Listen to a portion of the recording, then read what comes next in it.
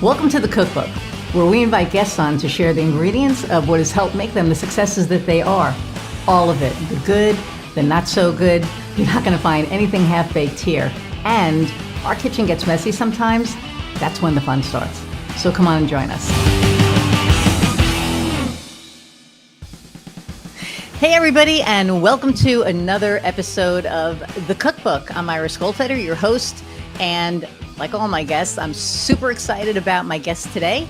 But before I get into that, for those of you watching, yes, I'm wearing my Yankees shirt, and I'm representing because one of my friends is an Astros fan, and she was an asshole about it, so I'm wearing this to power to the Yankees. We'll do it next year. Anyway, I probably just lost I don't even know how many people listening, but anyway, I'm gonna read Lindsay's bio, and then we're gonna bring her on, and you are gonna love her as much as I do. So, Lindsay Hotmire is a brand storyteller and story coach who helps values-driven coaches, consultants, and small business owners grow and scale with story.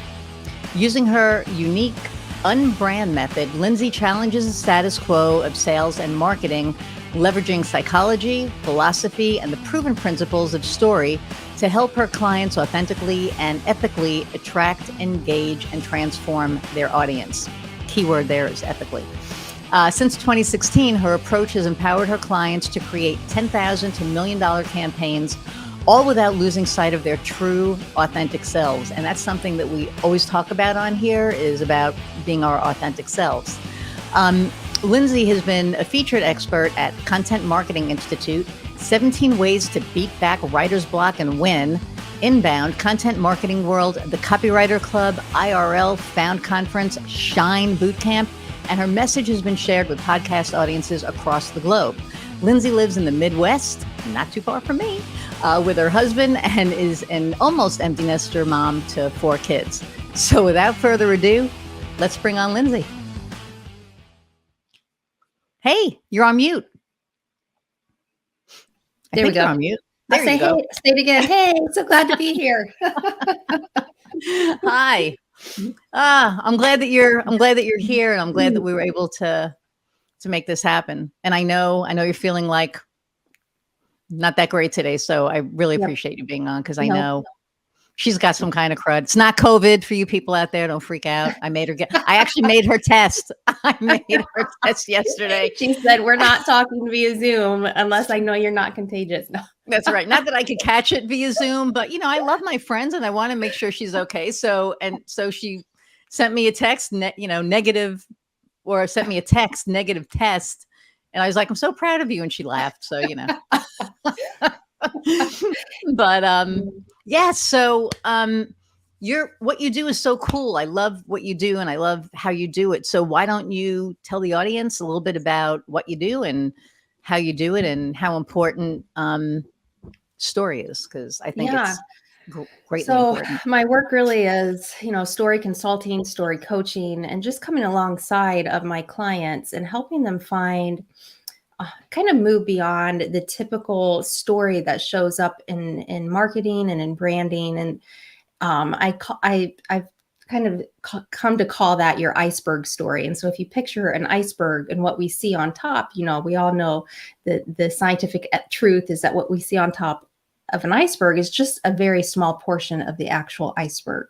And so what I say is that my work focuses on the invisible, the unseen part of that iceberg, which is really centered on the who you are as a person, what has gone in to make you who you are. The concept called your worldview is a really big piece of my work. And so we expose what your worldview is. We find that, we understand it. And from that, your story can emerge as a business, as a brand. Your story can emerge in a way that becomes not just foundational, but like that cornerstone of a foundation. And so it gives you a really strong foundation to grow and to scale in a way that doesn't make you, 5 years, 10 years down the road say, no, wait a minute, that's not really who I am. Like, now what do I do? Like, now I have to redefine myself. Or when crisis hits and you have to decide, do I insert myself into this conversation or not? Or how do we navigate through this tough time? when you really have an understanding of who you are, all of those other pieces of your brand story and how you should market yourself, and even how you should start to scale, start to fall into place a lot more easily than if you skip that work and you just kind of do the formulaic branding, plug and play your messaging and try to make things work that way. Right. And I remember, the first time we met down at Harry and Izzy's for dinner, which was awesome. And, we were talking about the impact of being authentic and being able to tell your authentic story. And I think a lot of people shy away from that. For me personally, I'm past that. I'm like an open book at this point. So, but I think that what you do in bringing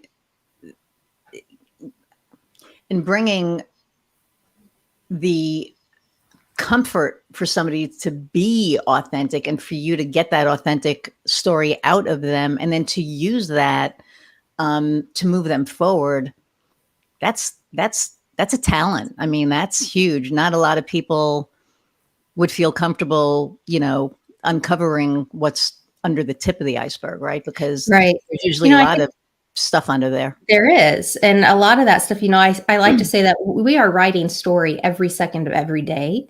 And we very rarely stop to kind of tune in to what is that story and what is the impact of that story.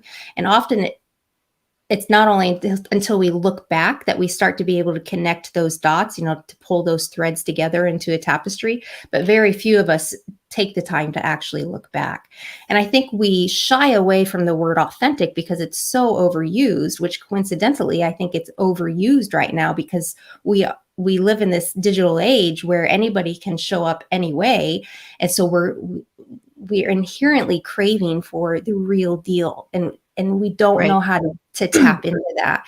In the early 2000s, there were two psychologists who were kind of the first to emerge on scene and really scientifically study the concept of authenticity. We've been talking about it since Aristotle, but they were the ones who really say, okay, what does it mean to be authentic?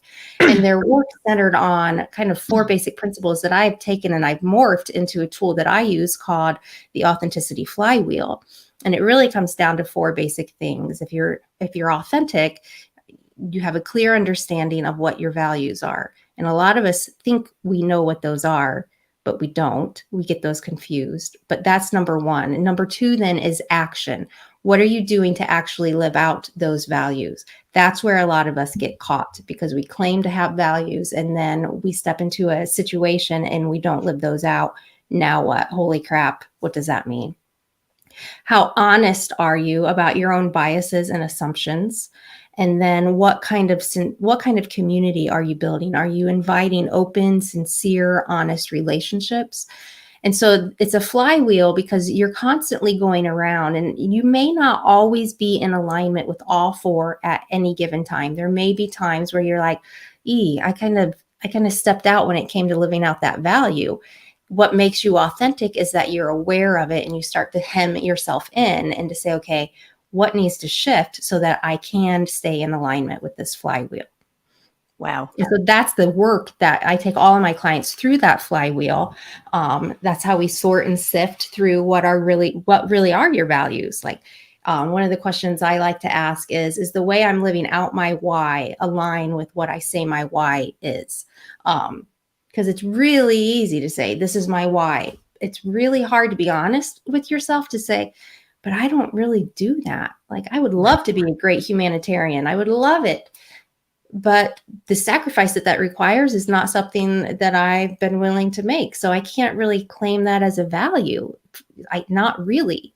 And so that's a lot of my work. And then that infuses into the story that gets to be told. Wow, that's interesting. So, and it's funny because, we talk about values and I think I'm aligned with probably 80% of them, or I think I'm 80% aligned with them because I believe in social issues. So I have a not-for-profit that raises money for, organizations that tackle social issues. I'm a humanitarian. I'm a an animal lover.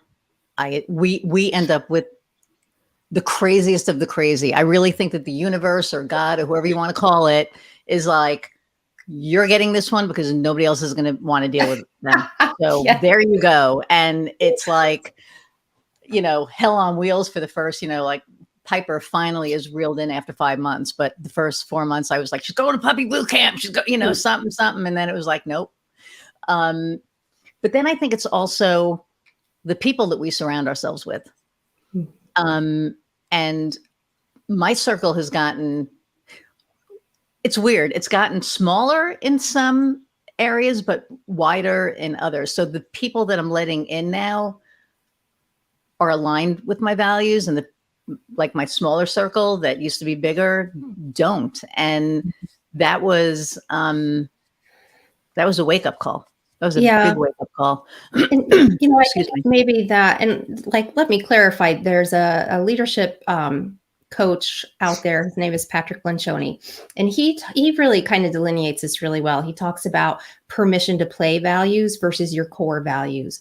And what I'm talking about are your core values. And those are the things that people don't really quite get right. They don't do the deep enough work to really know, what is it that makes me move through this world? And what is it that keeps me anchored through this world? And Lencioni says permission to play values is where most people stop. And those are the values that you kind of show up unseen and say, hey, I'm a lawyer and our value is being honest. When the truth is, that's a permission to play value. Like, if you're going to play in the field, people expect you to be honest. If you're going to be a doctor, people expect you to abide by the Hippocratic Oath.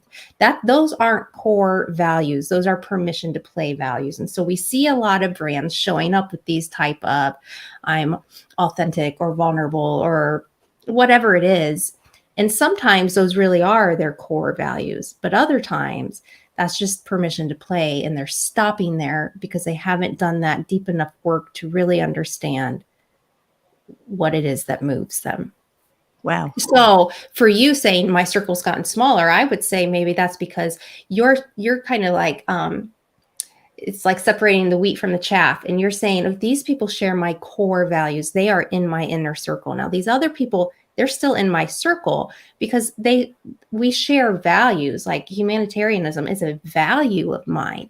But is it something that I'm like taking through that authenticity flywheel and living out like in a deep way like you are? No. And so can I call that my core value? I feel like that would be inauthentic of me to do that at this stage in my life. Wow. Okay. That's interesting. We're probably going to be working together at some point anyway. So I'll be very interested to find out what my true core values are, because I think I know what they are. I mean, I think I've lived enough and have gone through enough shit that I would hope at this point. But, it's like I tell Heather that every day we're growing, every day we're evolving, every day we're learning. And, one of the things that you said in the flywheel was biases. Mm-hmm. And I think that is really important because,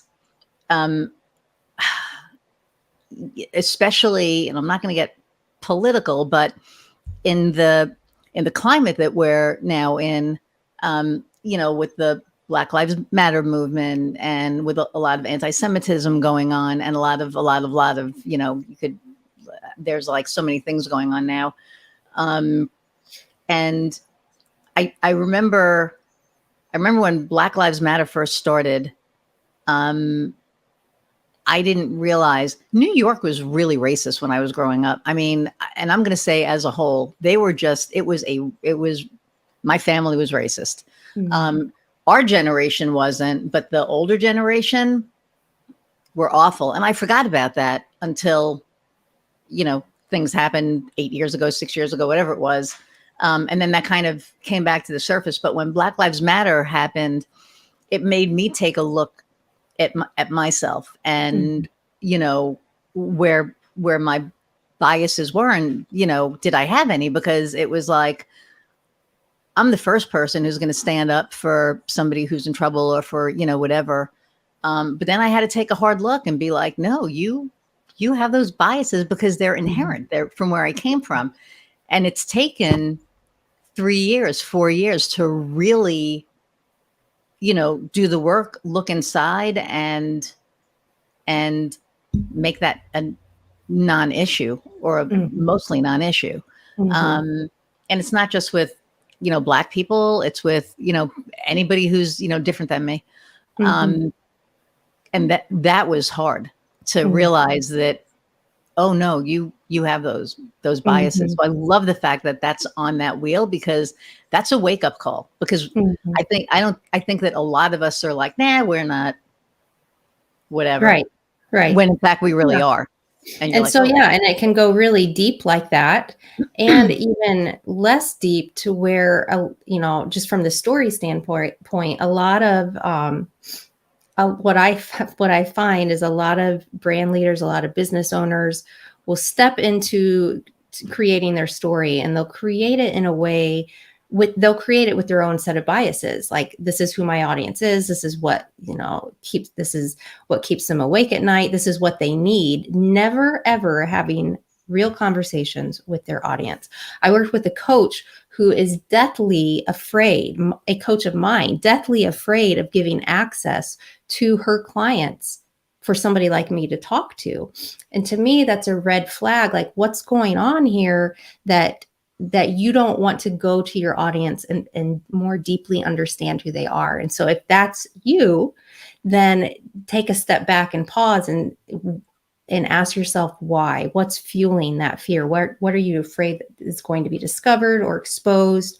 And that's really hitting at that honesty piece of the flywheel. Like, you have to be willing to step in and kind of expose who you think you are, what you think you know, and lay it all on the floor and, have it be shaken out.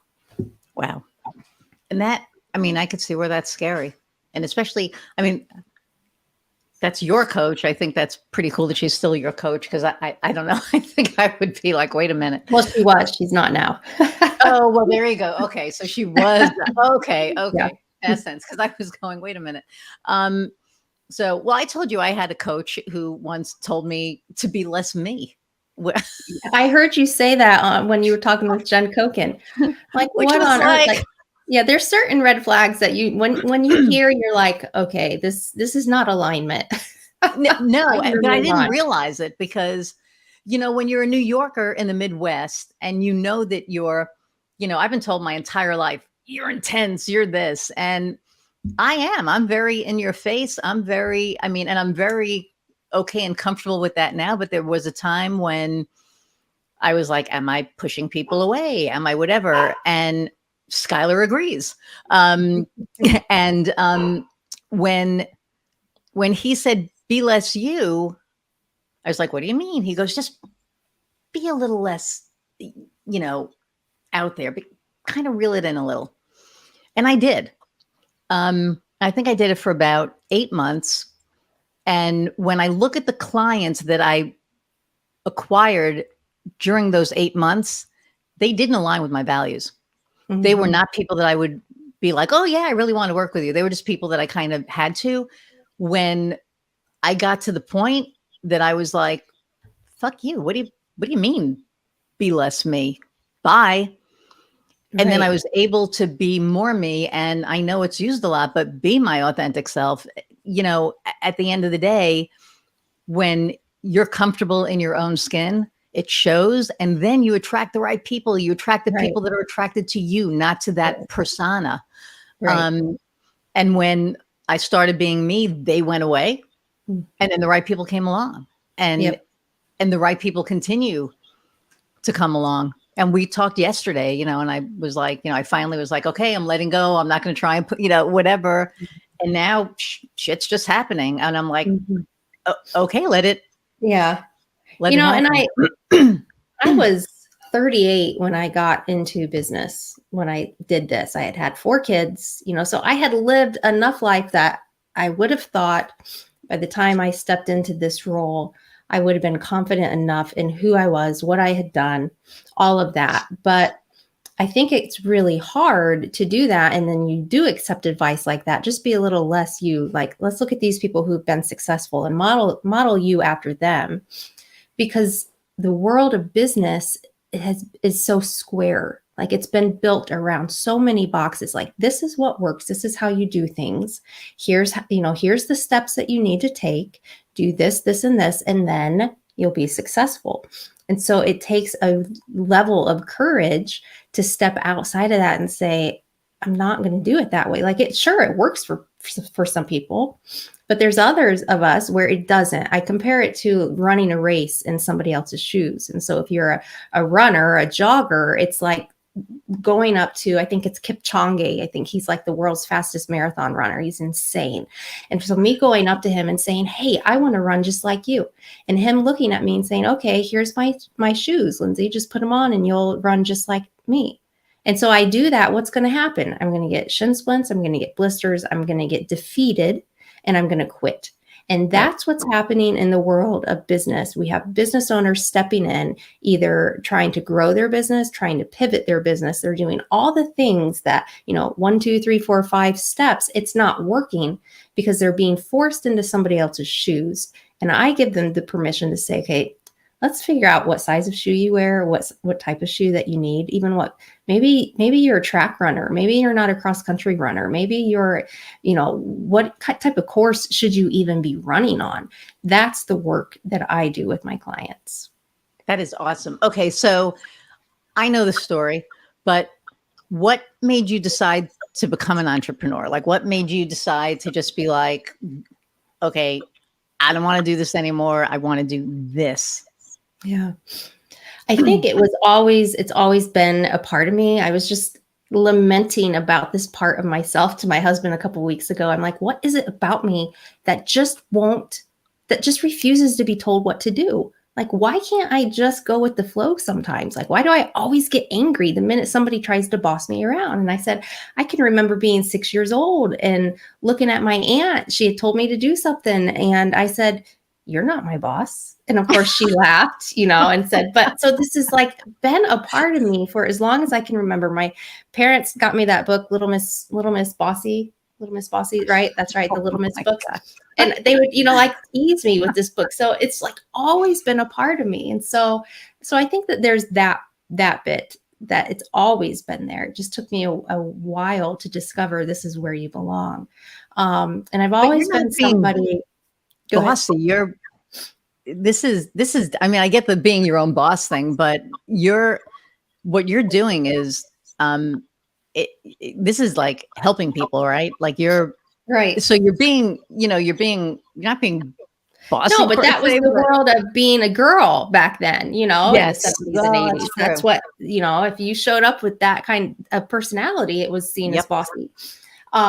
And I don't disparage my parents at all. It's not like they forever mange me or anything. I don't feel that at all. But, and then like always been, there's pioneers and there's settlers, and in my marriage and in my relationships, everything, I'm always a pioneer. I'm always saying, let's look at what's possible and go there. And then I get to the top of the mountain and then I'm like, okay, I've achieved that. Time for a new journey type of thing. And so there's those personality traits within me. And then, like I said, when I was 38, I started my career as a high school English teacher. When I had baby number 2, I stepped out of the field and I did a lot of things in that decade's time. I founded a nonprofit. I worked in a law firm. I became a community activist. And that really sparked, that experience changed my whole world of community activism. And that really sparked the understanding of, Lindsay, if you're going to make an impact, it's going to be with your words. Like that's the only way. You can't lobby your way to change. The only way you can do it is by telling the stories of others. So I went back, got my master's, and then took a job for a while as a marketing and comms director at a small university. And I loved that job. It was kind of like my first foray back into full-time, work outside of being my own boss again. I loved it. I loved my boss. He left. My friend under him left. Basically management shifted. And they left for the same reason I ultimately left. Like management shifted in a very unhealthy way. And it just was not a train I wanted to ride on anymore. And I knew if I was going to make the money I wanted to make and live the life I wanted to live, I couldn't do it working for somebody else. Like I just couldn't. And I knew at that point, I knew enough about myself that it's going to take a really unique boss for it to work for Lindsay. It just is. I was essentially my own boss at that job, in that role. And so I decided I'm going to start freelancing again. And when I'm making as much freelancing as I am at my job, I'm going to quit. And that was 3 months. And I quit, and I've never looked back. It's been the best decision. And I say that now I am officially unemployable. Like I could never go back. I could never go back to working for somebody else. Oh, I think everybody that I've spoken to can't either. I could never go back. Nobody would want me to work for them. Oh, right? I wouldn't last. I just wouldn't last. I would last for a while, and then like, you want me to do what? And no. But it's interesting because and it's not an adage, it's an actual fact that people don't leave jobs because of their job. They leave it because of their bosses. Yep. That's Absolutely. like 90% of that. That's why I left, most of my jobs, except the one I got fired at, but which ended up being a blessing in disguise, because then I started Gasstove. But I took all those frustrations, now that I'm talking about this, all those frustrations of that job, and wove them into what I do, because I wasn't being seen. Like I was kind of relegated off to the side.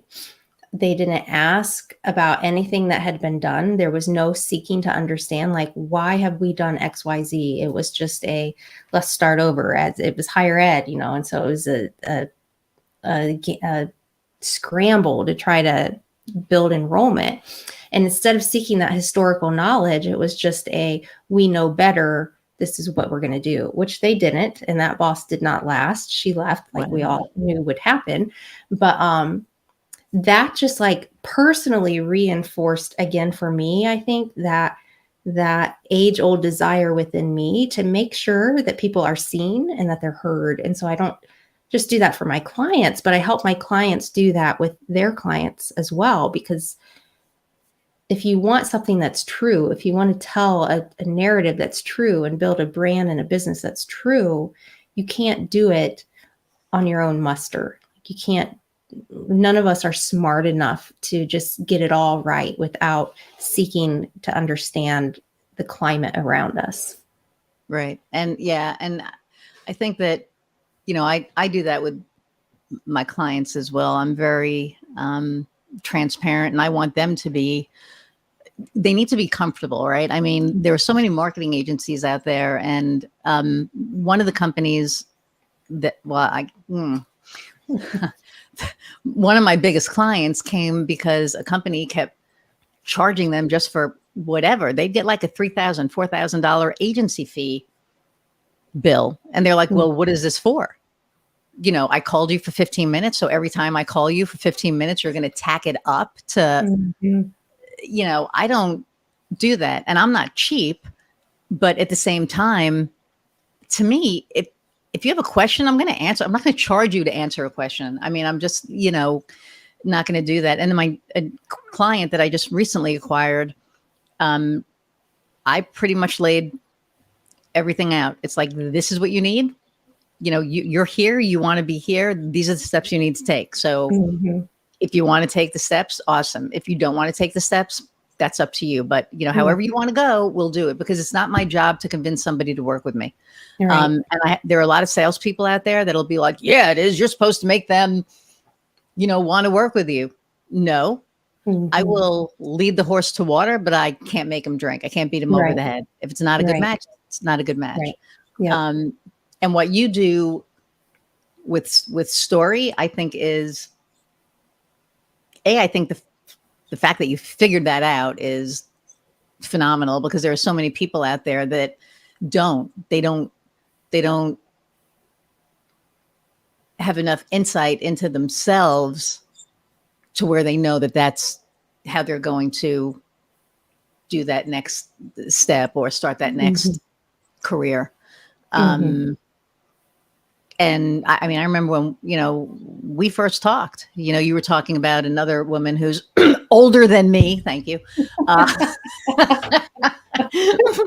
and how she was telling, her story. I mean, I told you, my story, and you're like, that needs to get out there. And I think that, for me, yeah, 100%. And it's going to, because you're going to be telling it. But I think that there are so many business owners out there that are afraid that either their story isn't interesting enough, right? Because maybe they think Mhm. they're not interesting enough, Mhm. or they don't want people knowing their stuff. And excuse me, for me, the more people know, the more people respect me, because they know all the shit that I came from and Mhm. where I ended up, right?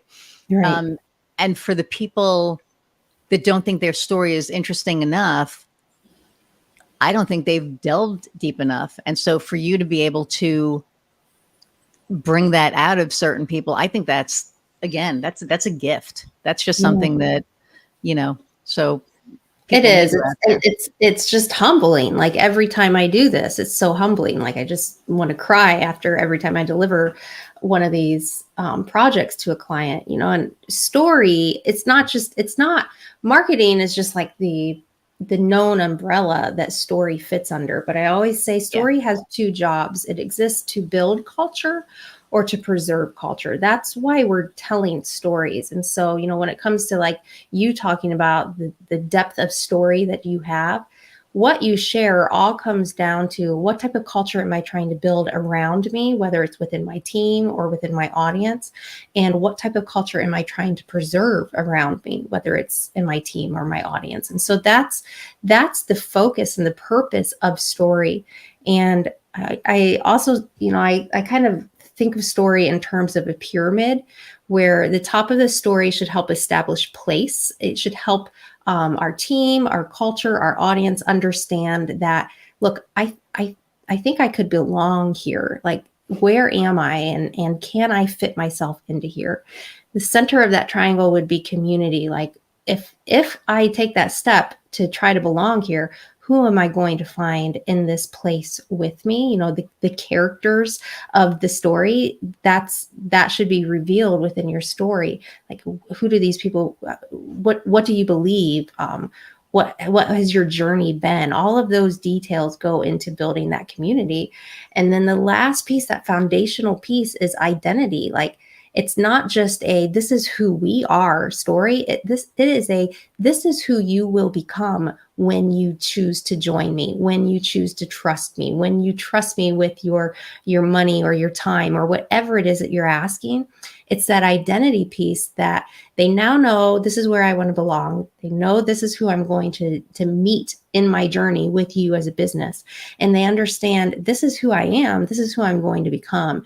That's the job of story. That's how story builds culture and preserves culture. Wow. That's fascinating, actually. Hope you all are listening to this. And Lindsay's information is streaming along the the bottom here. And what is your website? Is your website streaming? It's on there. Yep. Okay, LindsayHotmire.com. LindsayHotmire.com. Just making sure that everything is up there.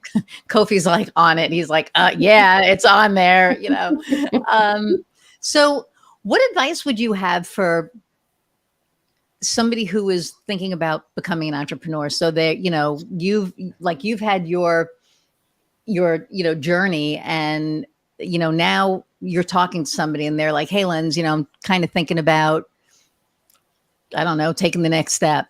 What advice would you have for them? Oh, one piece of advice. What would I say to somebody? You could do a couple. It doesn't just have to be, because there's so many Yeah, variables out there.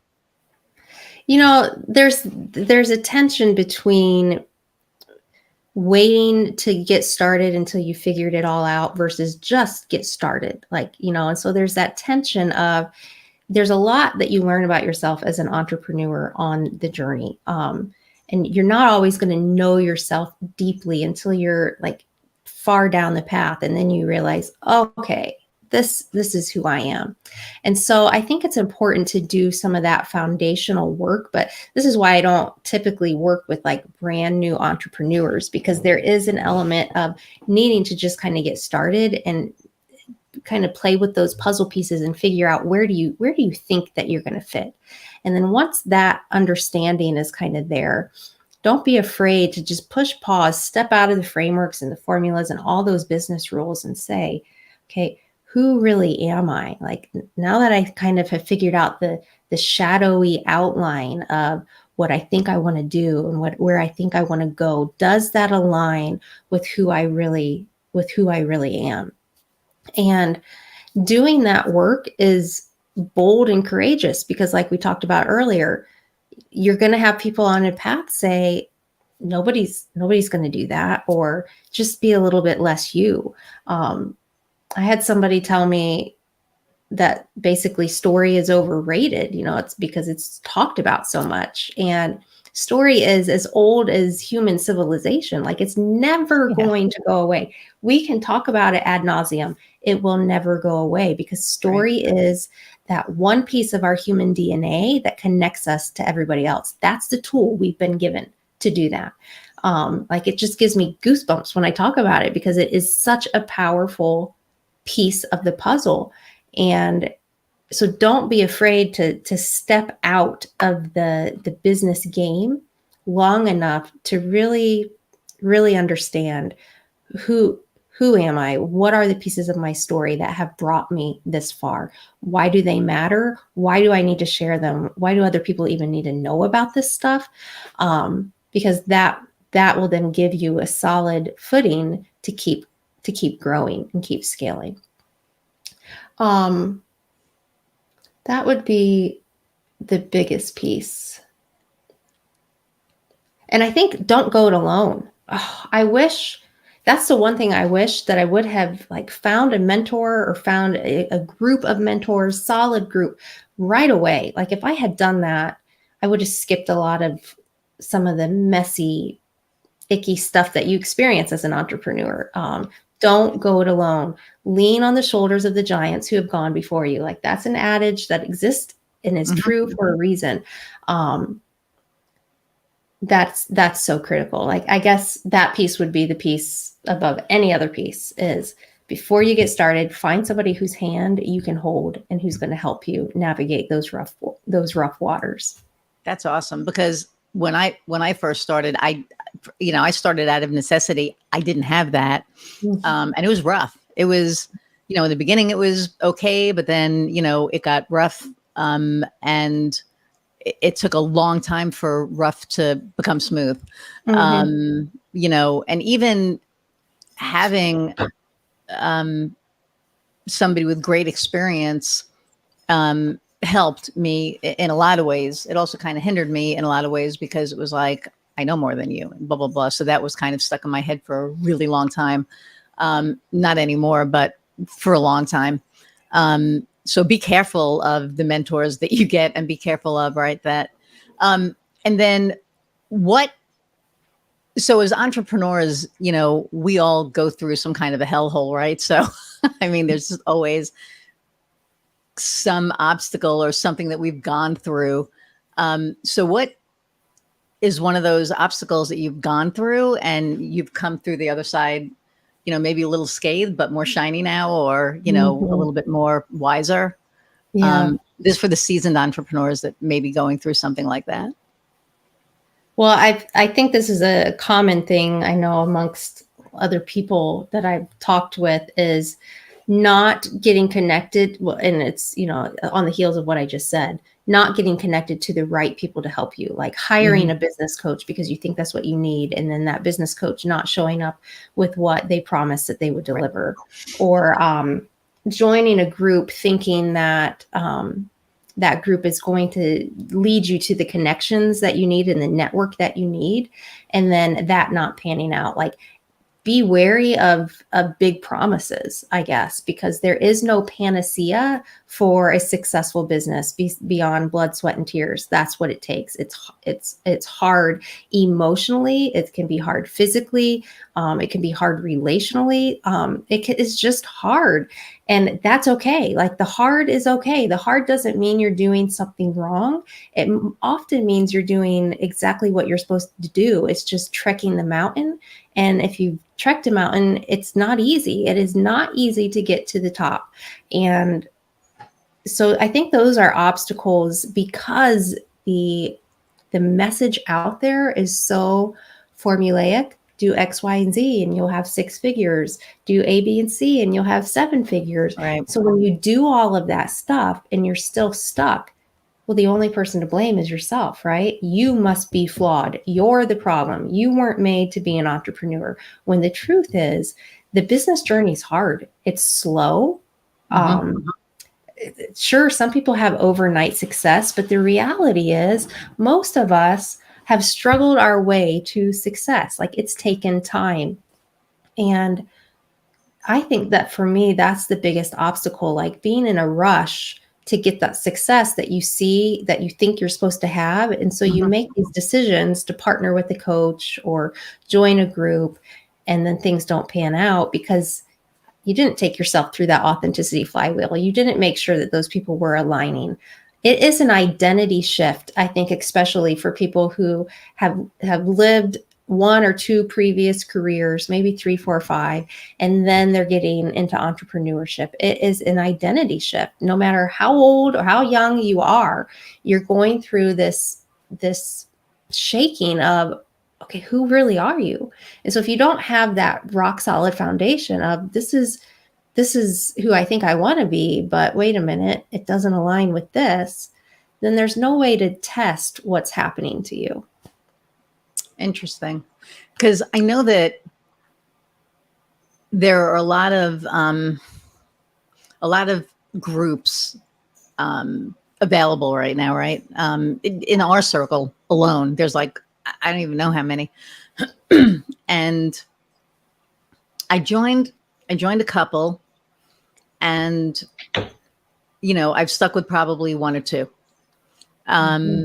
Because the rest just didn't click. It just, like, either the people didn't click, or the program didn't click, or something just didn't click and feel right. I mean, nothing ever felt icky. I won't use the ick factor, but it just didn't feel right. So maybe it didn't align with, like, maybe subconsciously, because I'm sure I don't know all of my core values, but subconsciously something just didn't click. And it was like, I'm going to back away, like back slow. Yeah. So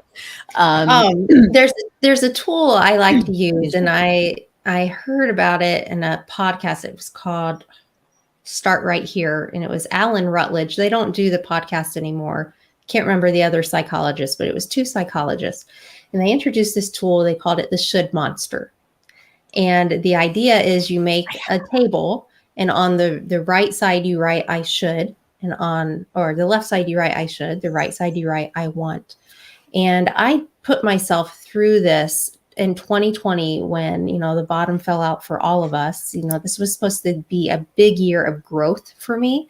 I was supposed to be on all these different stages, and that was my thing. That's what was going to happen. It fell out, and it was like, okay, so everything I've been working for the year prior now has paused. Like, we were all in this similar state. Was working with a coach that wasn't really in alignment. She was encouraging me to go a different route. And I did this, I should versus I want. And that's such a good tool to keep you grounded in, am I chasing this because it's what's best for me and because that's what I want? Or am I chasing it because somebody tells me 7 figures is the thing that makes me a successful entrepreneur?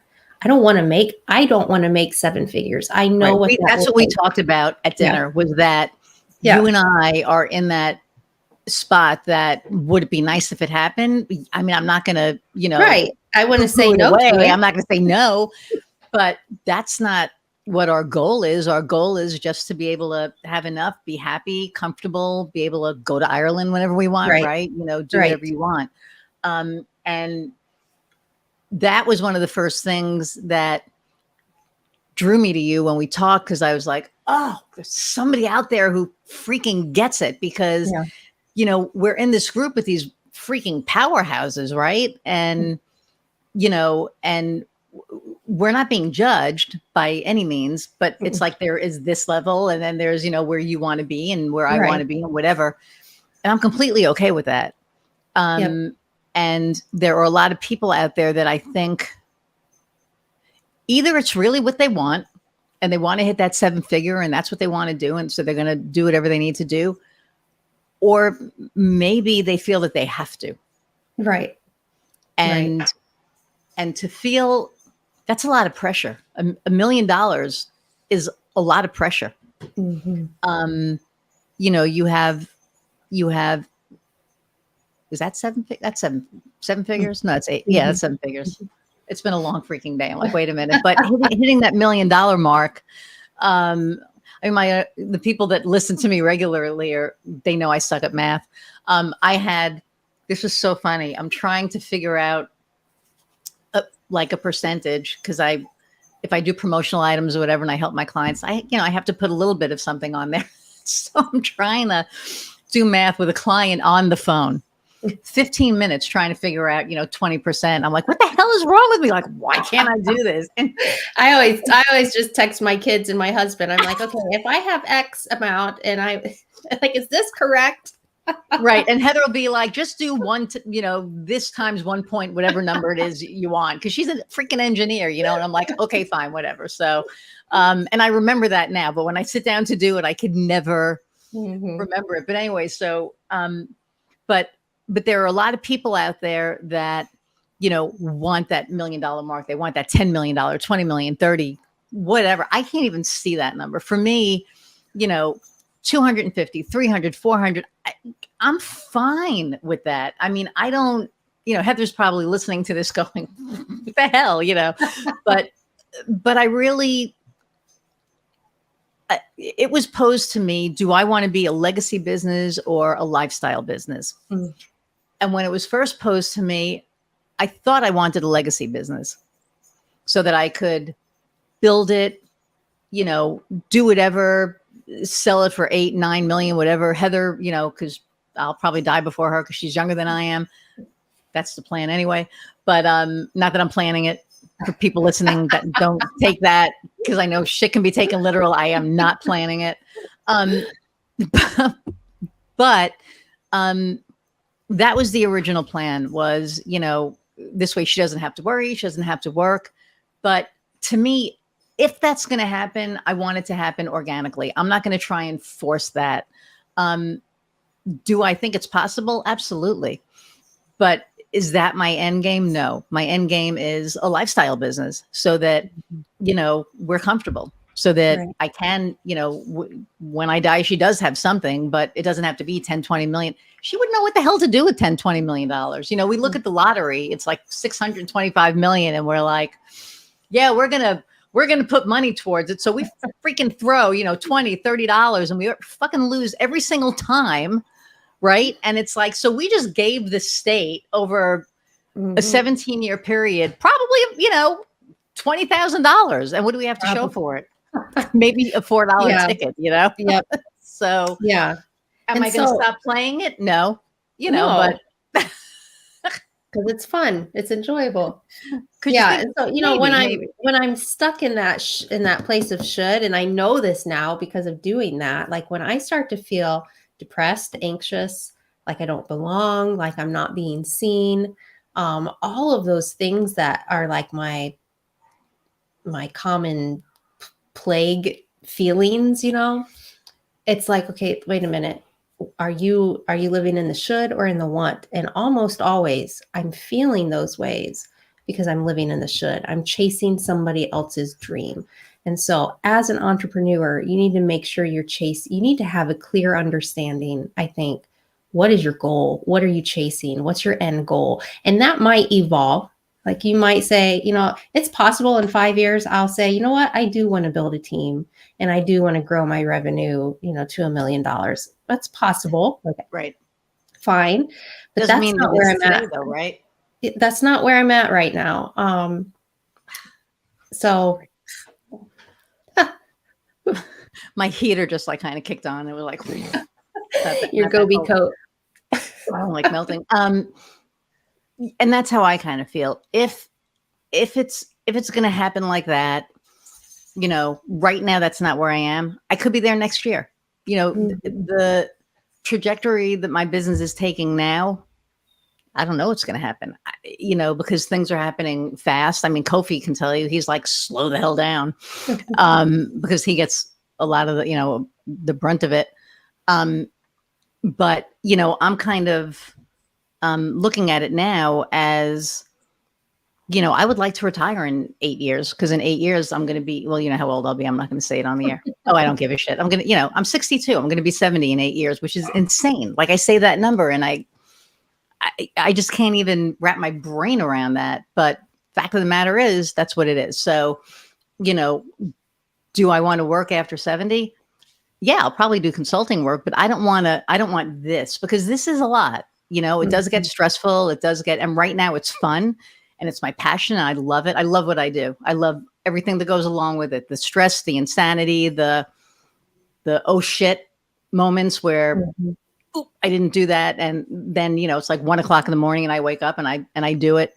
That doesn't happen often, but once in a while, you have that, but I actually enjoy it, because it's like, it's part of me, I guess. I don't know, but in 8 years, is that what I'm going to want?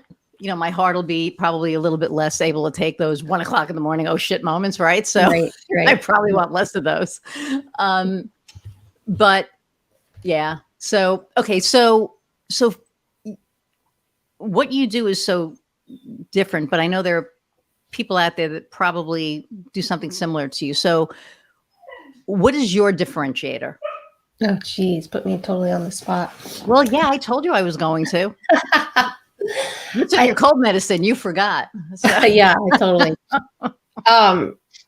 I think for me, it all comes down to this idea. I go back to that iceberg story, or iceberg. Yeah. Finding your iceberg story and looking underneath and really focusing on that idea of your worldview. And I'm able to step into a space and hold that space for my clients so that they can do that work. I'm not finding the story for them. I'm helping them find it. And then I'm just scooping it up and handing it to them. That's essentially what I'm doing. I'm not creating something out of thin air. I'm not just like getting uber creative and saying, oh, this is what you need to do. If you're going to plunge beneath the iceberg, you've got to be resilient enough to go deep and to really find those pieces that exist there, the subtext of our humanity that is what makes us human. And we never speak it because it's just inherent. But that's the piece that needs to be spoken in a story so that we can connect to other people. And so that's my differentiator, is that I believe so firmly in this idea of you have to understand what your worldview is. You have to really know it. You have to understand, you have to own it. You have to know how to talk about it and live it out in a way that is truly authentic and aligned. Everything I do revolves around that. So I think that alone, that you can get the person to dive that deep is huge, because I don't know if I said this earlier, but a lot of people don't want to. They don't want to know what's under there. There is this iceberg and there is a bunch of crap under the surface, as the Titanic found out, right? And really, people don't want to look at that. I know me personally, it took years for me to be like, what's there? And sometimes you see some ugly stuff that you have to kind of look at and fix and clean up. There's trauma, right? I mean, there's always some kind of, when you're digging that deep, there's some kind of trauma. And the fact that you can get people to actually get down there and dig that out, I think that's and it's not always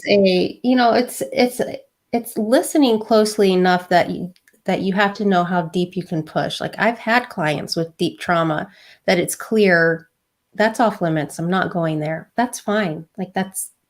Let's move on.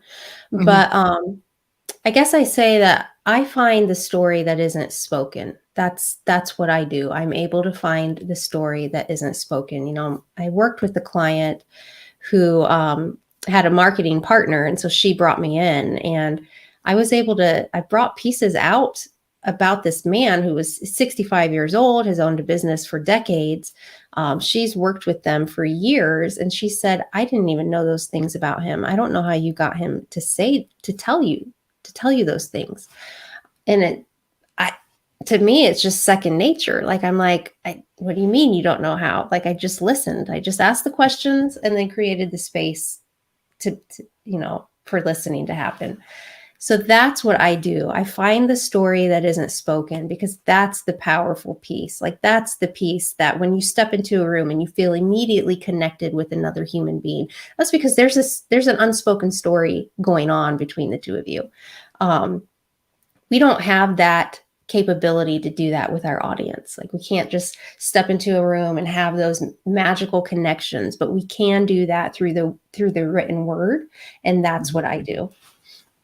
That is awesome.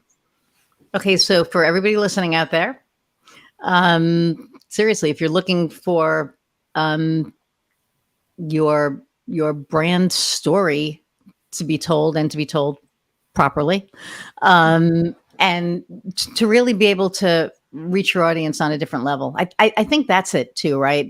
When you help that story come out, it helps the business owner reach on a different level than they would have before. And I think that's huge. So, okay. So, wow, that just, when I think about it, it just, it's so important, because there are so many untold stories out there that you could be bringing out. So, but I know there's only one of you right now. So, Just one of so what? I said, yes, just one of me. My husband would say, thank the Lord. Oh my goodness. No, I met Ben. He loves you. He does. He's a cutie. But no, but it's like, everybody has a story. Everybody listening to this, right, has an untold story, and that's, I think that's huge. And again, I'll say it again, it's a gift that you can go in and that you can do that. So, yeah. So anybody looking to build your brand story, LindsayHotmire.com, and you can find her on LinkedIn. So it's LinkedIn.com, Lindsay Hotmire, or just search her and you'll find her. But yeah, so thank you. See, it's an hour already. I know. It goes so fast. And I know you're feeling like crap, so it probably dragged on for you. You're probably no, it's been good. That Mucinex is in full force right now, so I'm good. There you go. That'll be our new sponsor, Mucinex for cold. No, I'm kidding. Yes, no kidding. We should get a little bit of money for that plug. The amount of brands that I say on here, and I haven't gotten one phone call, so I may be like, hey, I've been mentioning you like 50 times. But really, thank you for taking time, when you've been feeling crappy, to talk to me. And it's been a lot of fun. And I think a lot of people don't understand about story. And I think now they have a much more clear understanding of that and of what you do. So thank you. I hope so. So thank you. It's been great. Yeah. And then the last question I ask all my guests is, what lights your fire? Oh my. So what are you most passionate about? It could be personal, professional, whatever, but what lights you up? Yeah, this maybe feels like a pat answer, but it's true. It's my family. Like, I just love my family, and love being a mom to my 4 kids who are 22 to 16. Like, they're old now. Ben and I have been married for 25 years, and I would tell him when we were first married, I don't think I've ever shared this with anybody. This is our secret. And now I'm telling you, I would tell him, can you just shrink me down into your pocket, and I'll just lay there all day while you go to work. Like, just put me in your pocket. I just want to be. And 25, I still feel that way. Aww. It's just, I'm very lucky, just very, very lucky. So it's no doubt about it. It's my family. That's so sweet. That just got me right. No, seriously, that is so. And you didn't just tell that me. is on the Lindsay secret. There you go. And now like everybody knows. So, now I'm going to put like little jean pockets on. No, I'm kidding. Yeah. But no, that's awesome. Ben, you're a lucky man. Just, I'm sure he knows that though. So, but again, thank you for being on, and you guys, thank you or everyone, I like to say guys, everyone, thank you for, again, hanging out for an hour. And I'm going to give a shout out to my friend, Michelle. I don't know if I did that last time, but she listens on the way to work, on the way, from work. So love and appreciate you. Everybody else out there who's listening, love and appreciate you guys, or you all as well. Thank you for listening. I know an hour is a long time. Hopefully it goes as quickly for you as it does for us. And I'm going to sign off until next time. We'll see you, and go out and find what lights your fire. Bye, everyone.